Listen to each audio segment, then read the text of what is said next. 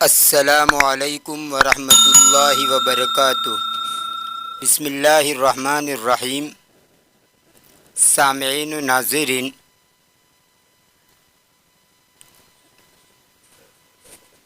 اخیراً رقص الحمار نامی کہانی کا ترجمہ چل رہا ہے، جس کا ایک پارٹ آپ کے سامنے پیش کیا جا چکا ہے۔ آج کا ہمارا یہ ویڈیو اسی کہانی کا پارٹ نمبر 2 ہے اور ما بقیہ کا ترجمہ ہے۔ تو آئیے بلا کسی تاخیر کے ترجمہ شروع کرتے ہیں۔ بسم اللہ الرحمن الرحیم۔ وقف الحمار علی مرتفع من الارض، یہاں پر فا کے نیچے کسرہ پڑھیں گے، یہ فا کے اوپر زبر یہ غلط ہے، مرتفعین پڑھیں گے۔ وقف الحمار علی مرتفع من الارض، گدھا بلند زمین پر کھڑا ہو گیا یا رک گیا۔ وقف یقف کا معنی کھڑا ہو جانا، رک جانا، اور اس کا ایک معنی ہوتا ہے واقف ہونا، باخبر ہونا۔ ثم ارتفع یرتفع ارتفاعا، اس کا معنی ہوتا ہے بلند ہونا، چڑھنا، زیادہ ہونا، اضافہ ہونا۔ اسی سے یہ مرتفعون اسم فاعل کا صیغہ ہے، جس کا معنی ہوتا ہے بلند، ہائی، گراں۔ اسی سے مرتفع الثمن یعنی گراں قیمت، زیادہ قیمت والا۔ ثم اخذ ينهق بصوته المرتفع، پھر وہ اپنی بلند آواز سے چلانے لگا۔ نہق ینہق نہقن و نہیقن، گدھے کا رینگنا، چیخنا۔ عربی کے اندر ہر جانور کے لیے الگ الگ لفظ بھی استعمال ہوا ہے، جیسے شیر کے لیے استعمال ہوتا ہے زأر یزأر یا زأر یزئر اور زئر یزأر، تینوں باب سے آتا ہے، فتح، ضرب اور سمیع سے۔ زأر یزأر زأرن و زئیرن، اس کا معنی ہوتا ہے شیر کا دارنا، گرجنا، شیر کا آواز نکالنا۔ ایسے ہی سہل یسہل اور سہل یسہل، فتح اور ضرب سے، سہیلن، اس کا معنی ہوتا ہے گھوڑے کا ہنہنانا، یعنی گھوڑے کا آواز نکالنا۔ تو نہیقن یہ گدھے کی آواز کو کہا جاتا ہے، سہیلن گھوڑے کی آواز کو کہا جاتا ہے، اور زئیرن شیر کی آواز یعنی شیر کی چنگار کو کہا جاتا ہے۔ ایسے ہی ناق یناق ناقن، کوے کا بولنا۔ اسی طرح انگریزی کے اندر بھی ہوتا ہے کہ انگریزی کے اندر بھی جانوروں کی بولی کے لیے الگ الگ لفظ استعمال ہوتا ہے۔ خیر، تو یہاں پر نہق ینہق، اس کا معنی ہوتا ہے گدھے کا رینگنا، چیخنا۔ وَلَكِنَّ الْجَمَلَ أَخَذَ يُرْغِي مِنْ شِدَّةِ الْغَضَبِ، اور لیکن اونٹ سخت غصے کی وجہ سے لال پیلا ہونے لگا۔ ارگا یرگی ارگان کا اصل معنی ہوتا ہے جاگدار ہونا، بہت جاگ اٹھنا، اور ارگا فلان ان کا معنی غیظ و غضب سے لال پیلا ہونا، چیخنا، چلانا۔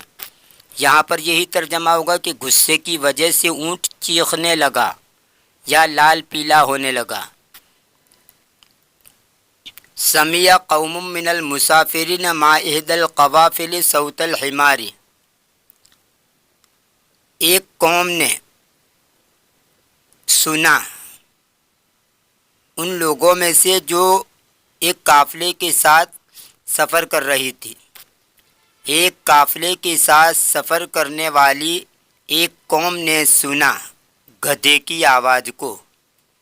فَتَوَجَّهَ رَجُلَانِ مِنْهُمْ إِلَى مَصْدَرِ الصَّوْتِ، ان میں سے دو آدمی آواز کی نکلنے کی جگہ کی طرف متوجہ ہوئے، یعنی جہاں سے آواز آ رہی تھی اس کو کہا جاتا ہے مصدر الصوت، جہاں سے آواز آتی ہو اس کو مصدر الصوت کہتے ہیں، نکلنے کی جگہ۔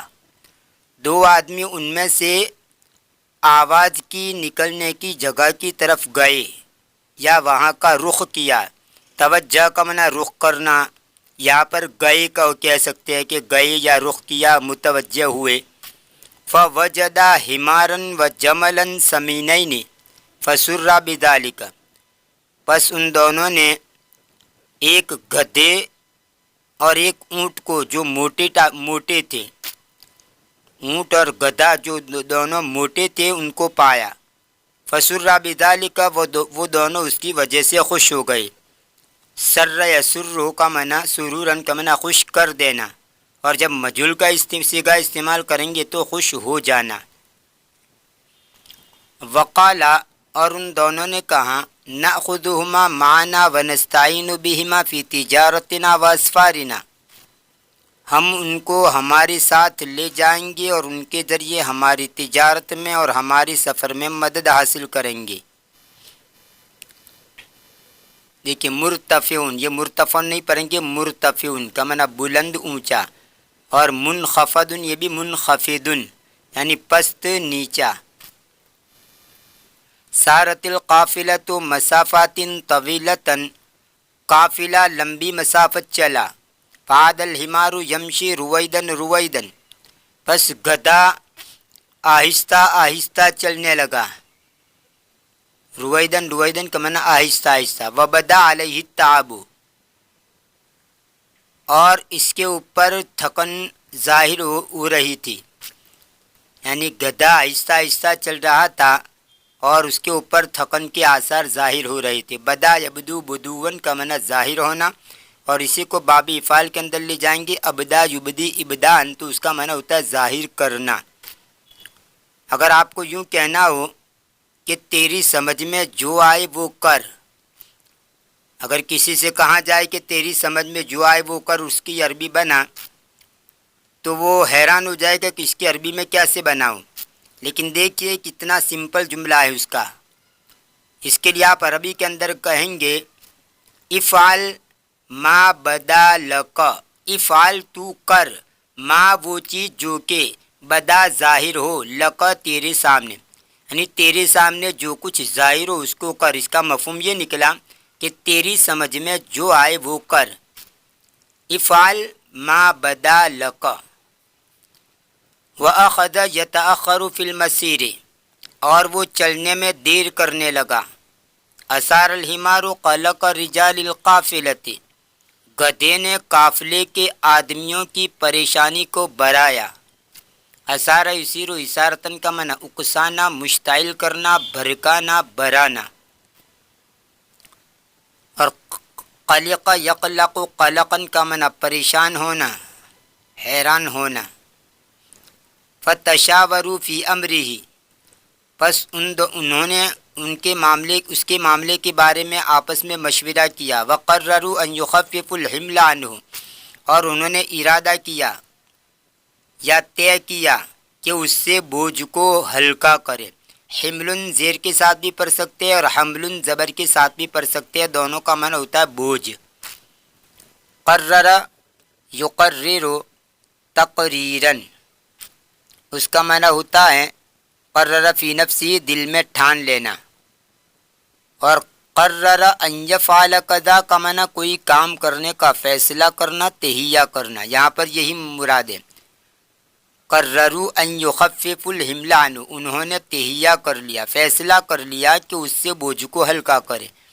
ولکنہ بعد ساعت توقف فی وسط الطریق وامتنع عن المسیر، اور لیکن چند گھنٹوں کے بعد وہ راستے کے بیچ میں ٹھہر گیا اور چلنے سے رک گیا. توقف یتوقف توقفا کا معنی ٹھہر جانا، رک جانا. امتناع یمتنع امتناع کا معنی بھی رکنا.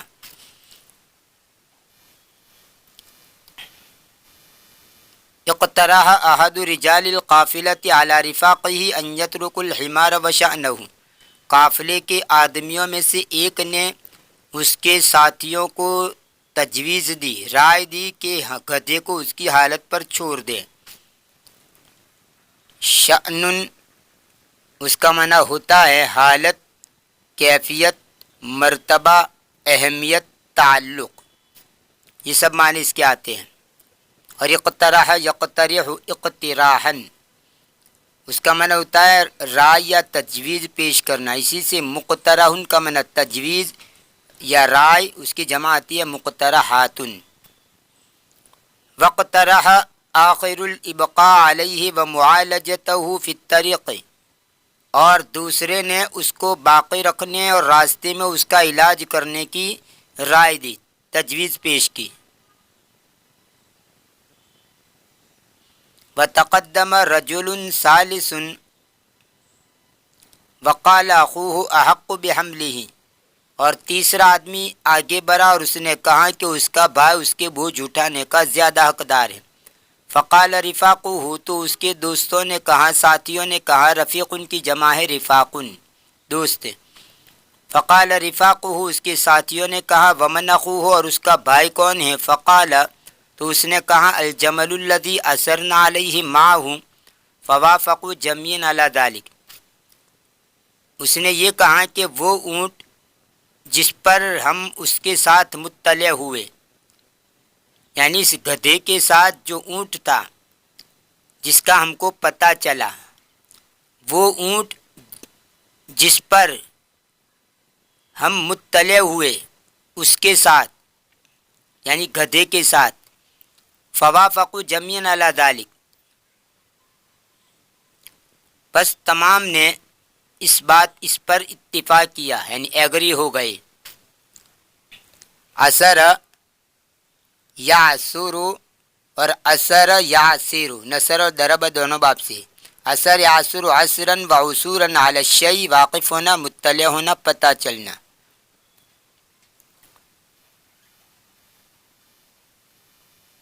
اناخ احد الرجال الجمل وحمل الحمار علیہ، آدمیوں میں سے ایک نے اونٹ کو بٹھا دیا اور اس کے اوپر گدھے کو اٹھایا۔ اناخ ینیخ اناختن، اونٹ کے بٹھانے کے لیے استعمال ہوتا ہے، اونٹ کو بٹھانا۔ وسار الجمل المطیع بطبعہ وعلی ظہرہ الحمار، اونٹ چلا، کون سا اونٹ؟ وہ جو کہ اپنی فطرت کے اعتبار سے، اپنی فطری طبعی طور پر یعنی فطرت سے فرما بردار ہے، وہ اونٹ جو کہ اپنی فطرت سے طبعی طور پر فرما بردار ہیں، وہ اونٹ چلا، اس حال میں کہ اس کی پیٹھ پر گدھا تھا۔ وبعد یومین من المسیر، اور چلنے سے 2 دن کے بعد، وقف الجمل فی وسط الطریق، اونٹ راستے کے بیچ میں کھڑا ہو گیا۔ وہو یجتر، اس حال میں کہ وہ جگالی کر رہا تھا۔ اجتر یجتر اجترارن کا معنی جگالی کرنا، یعنی اونٹ جب اپنی ہونٹوں کے ذریعے ایسے چباتا ہے اور جھاگ وغیرہ نکالتا ہے، اس طرح کرتا ہے، اس کو کہا جاتا ہے جگالی کرنا۔ وہو یجتر، اس حال میں کہ وہ جگالی کر رہا تھا۔ اجتر کا معنی کھینچنا بھی آتا ہے۔ سألہ الحمار، گدھے نے اس سے پوچھا، ما لک وقفت عن المسیر، تجھے کیا ہو گیا؟ ما لک، تجھے کیا ہو گیا؟ وقفت عن المسیر، تو چلنے سے رک گیا، کھڑا ہو گیا۔ فقال الجمل، تو اونٹ نے کہا، خطر لی خاطر یا صدیقی، مجھے ایک خیال آیا اے میرے دوست۔ خاطر کا معنی خیال، رجحان۔ خطر یخطر اور خطر یخطر، نثر اور ضرب سے۔ خطوراً علا، فی اور با کے صلے کے ساتھ۔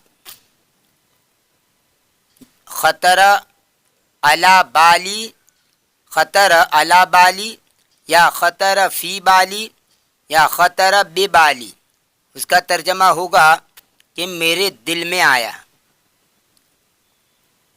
اور خطر لہ الامر کا معنی سامنے آنا، یہاں پر یہی معنی مراد ہے۔ خطر لی خاطر، ایک خیال میرے سامنے آیا اے میرے دوست، یعنی مجھے ایک خیال آیا، ایک آئیڈیا آئی۔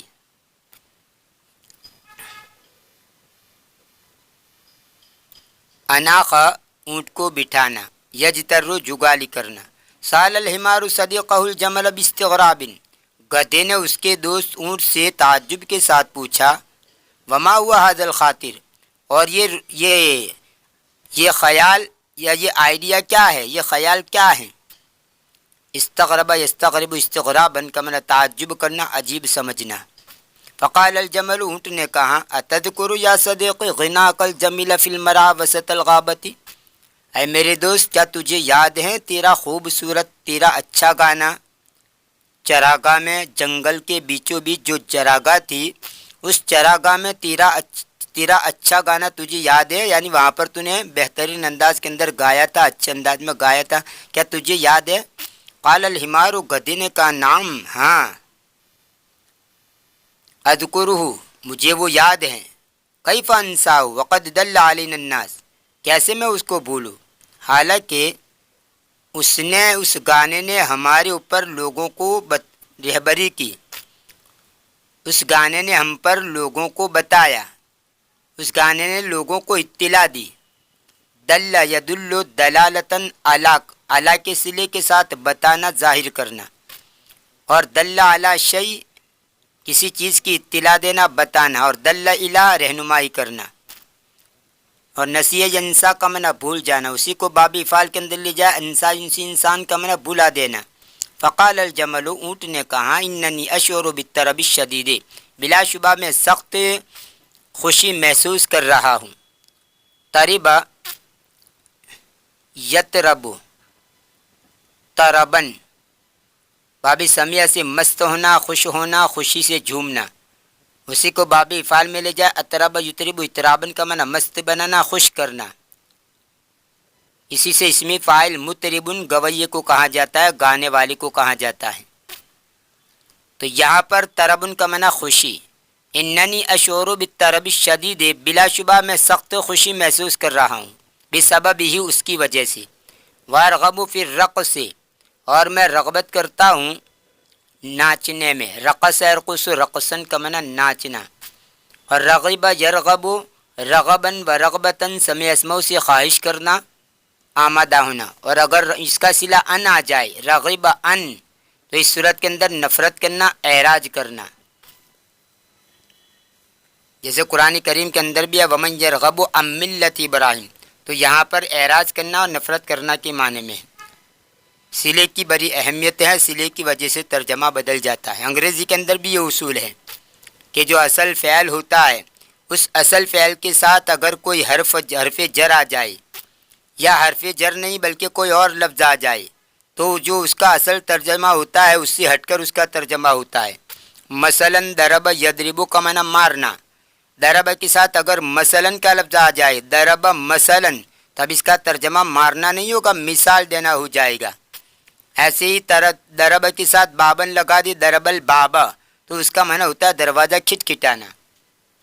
تو حرف جر کی وجہ سے بھی اصل فعل کا معنی بدل جاتا ہے، یا اور کسی لفظ سے بھی معنی بدل جاتا ہے، جیسے انگلش کے اندر بھی یہ اصول ہے کہ انگلش کے اندر اگر آپ جو مین ورب ہوتا ہے اس کے ساتھ اگر کوئی پری پوزیشن لگ جاتا ہے، جس کو حرف جر کہتے ہیں، پری پوزیشن، یا اور کوئی لفظ لگ جاتا ہے، تو اس کا پورا مطلب اور معنی ہی بدل جاتا ہے۔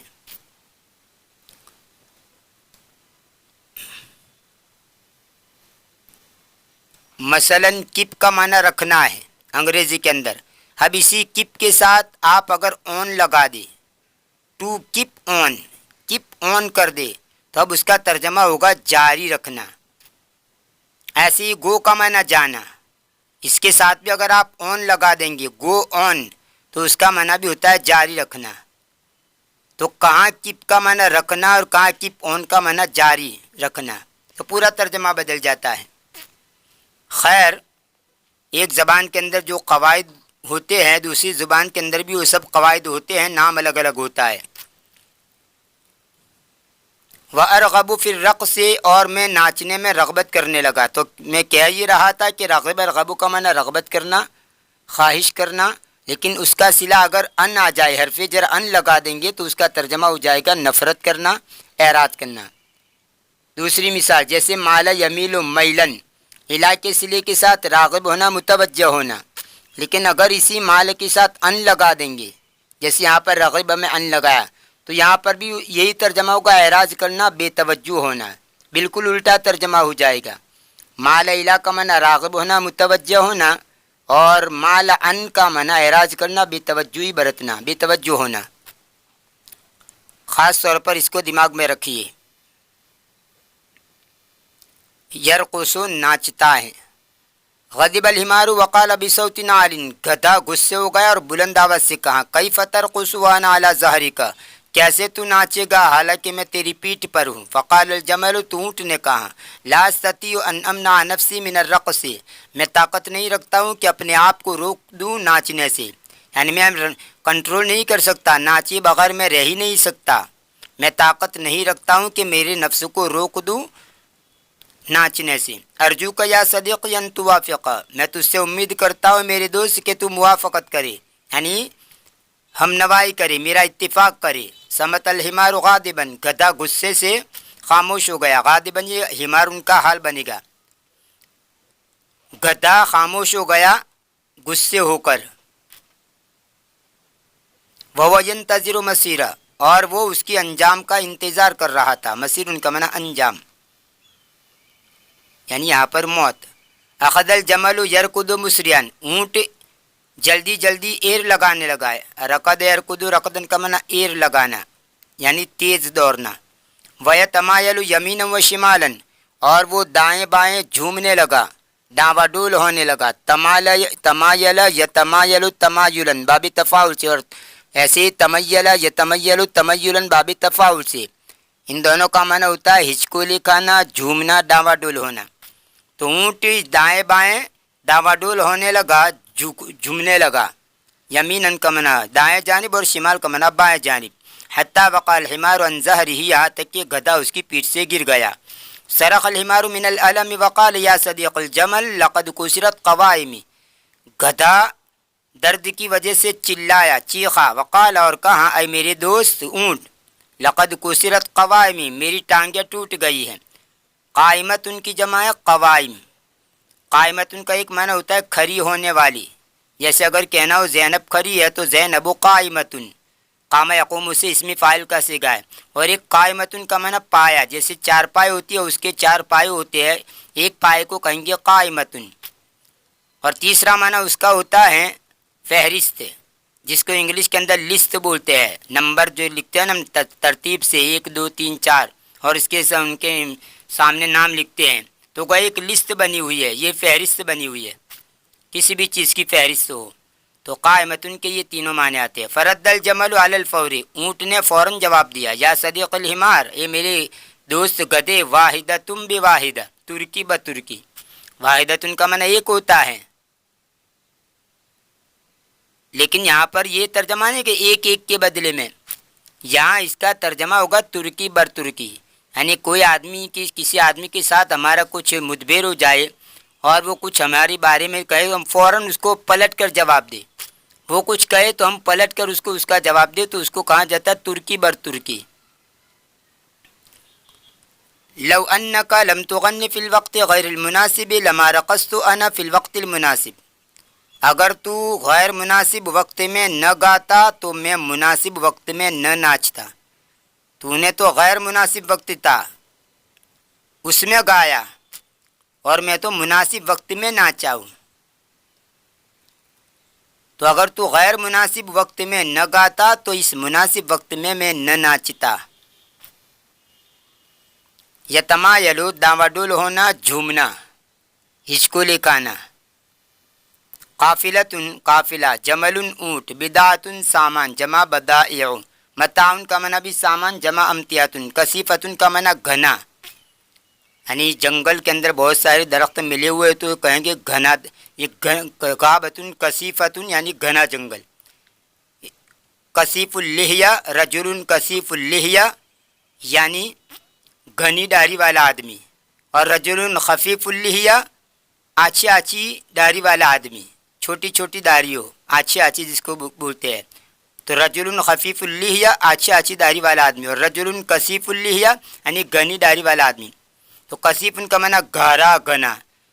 دخان کثیف، بہت سارا دھواں ہو اور بہت سارا دھواں نکل رہا ہو تو کیسا ہو جاتا ہے، اس کو کہا جاتا ہے دخان کثیف. سمین کا معنی موٹا، اس کی جمع آتی ہے سیمان. مرتفع کا معنی بلند، اور منخفض کا معنی پست نیچا. اناخن کا معنی اونٹ کو بٹھانا، جیسے آپ یا تصویر میں دیکھ رہے ہیں اونٹ کو بٹھا رہا ہے. यजतर्रु का माना खींचना भी होता है और इसका एक माना होता है जुगाली करना, ऊँट का जुगाली करना। रक़स यरक़ुसु का माना नाचना, देख रहे हैं आप ऊँट नाच रहा है, नाचना है। तमायल तमायलु का माना हिचकोली का ना, डावाडोल होना, झूमना। मद्दमुद्दु मद्दन का माना फैलाना, लंबा करना, दराज करना, खींचना। ये था